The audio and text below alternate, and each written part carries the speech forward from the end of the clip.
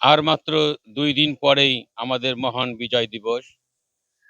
আমি শুরুতেই আমাদের জাতির শ্রেষ্ঠ সন্তান যারা এদেশের জন্য আত্মনিয়োগ করেছেন, যাদের মাধ্যমে আমরা একটা নতুন স্বাধীন বাংলাদেশ পেয়েছি, তাদের বিনম্র শ্রদ্ধায় স্মরণ করছি।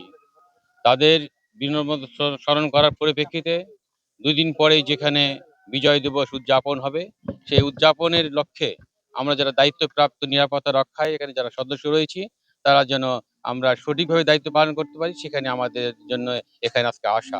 তবে আপনাদের আশ্বস্ত করছি যে আমাদের এখানে নিরাপত্তার জন্যে যা যা করণীয়, যে সমস্ত ব্যবস্থা নেওয়া হয়েছে, সব সঠিকভাবে সম্পন্ন করা থাকবে।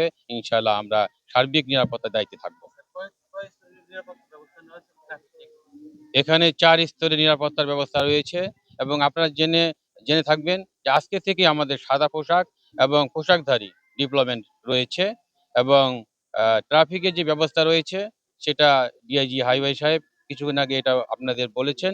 তারপরে বলছি যেটা আমিনবাজার থেকে স্মৃতিসৌধ পর্যন্ত আমাদের যে আ ট্রাফিক ব্যবস্থা রয়েছে তা জনগণের নিরাপত্তা যাতায়াতে যাতে বিঘ্ন না ঘটে সেক্ষেত্রে আমাদের ব্যবস্থা রয়েছে।